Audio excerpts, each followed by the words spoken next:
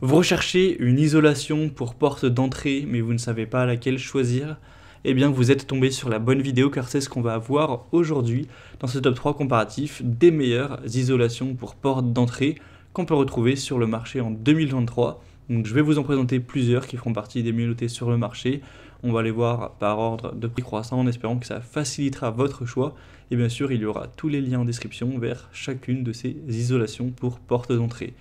Donc c'est simplement des petites bandes que vous allez accrocher en dessous d'une porte. Si vous avez de l'air froid qui passe sous votre porte, ça permettra de bloquer cet air afin d'avoir moins de perte de chaleur, d'avoir une meilleure isolation thermique et donc à la fin ça vous fera économiser de l'énergie et donc aussi de l'argent.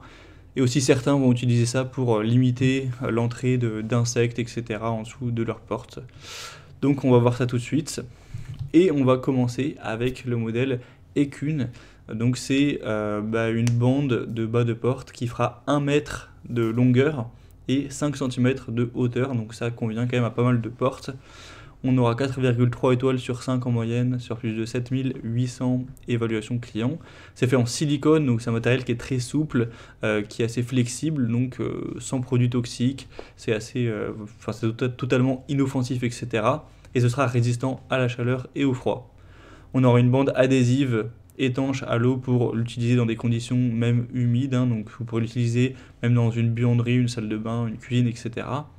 Il y a une conception à 3 couches qui permettra que ça fasse même une isolation phonique. Donc c'est vrai que certains vont l'utiliser pour limiter le froid, le passage d'air froid ou même les insectes. Mais ça peut également vous faire une protection supplémentaire au niveau de l'isolement sonore si vous avez tendance à entendre trop de bruit à cause de l'espace peut-être un petit peu trop grand qu'il y a en dessous de votre porte. C'est très simple d'utilisation, vous aurez juste à le coller, il n'y a pas besoin de fixer ni rien. Et donc comme indiqué, la taille fait 5 x 100 cm. Donc ça convient pour sceller un espace qui sera entre 0 et 2,8 cm. Donc un espace plutôt classique qui aurait en dessous d'une porte. Donc si vous voulez voir plus d'informations sur ce modèle, ce sera le premier lien en description. Un deuxième que je vous présente, c'est le modèle Velure.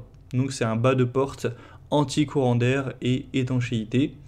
On aura 4,4 étoiles sur 5 en moyenne sur plus de 6600 évaluations clients, donc c'est très positif.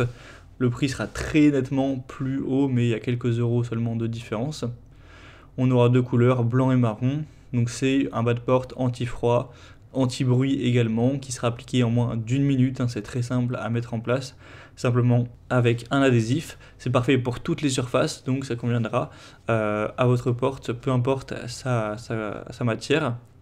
Et ça permettra aussi une protection contre potentiellement les odeurs, les insectes, donc c'est vraiment polyvalent, multi-usage, même si majoritairement aujourd'hui on parle de ça pour une isolation thermique.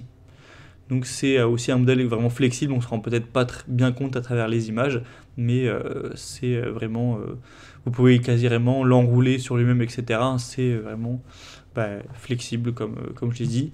Donc ça peut aussi être un choix plutôt intéressant. Il n'y a pas non plus énormément de différence que le modèle précédent. Mais par contre, le troisième et dernier modèle que je vous présente est bien différent, puisque là c'est simplement un boudin de porte, c'est le Fohung. Donc là c'est un modèle qui sera très intéressant aussi contre l'isolation du froid et l'isolation phonique. Vous n'aurez pas à vous poser trop de questions au niveau des millimètres, puisque là c'est un boudin de porte assez gros qui fait 10 cm de hauteur et 87 cm de largeur que vous allez mettre en dessous de votre porte. Donc il y a plusieurs solutions, soit vous le posez directement, mais le problème c'est que dès que vous allez ouvrir la porte, quand vous rentrez chez vous, il faudra après le remettre en place, même si ça prend à peine 2 ou 3 secondes. Mais si vraiment vous souhaitez ne pas avoir à faire ça, vous pouvez également le fixer.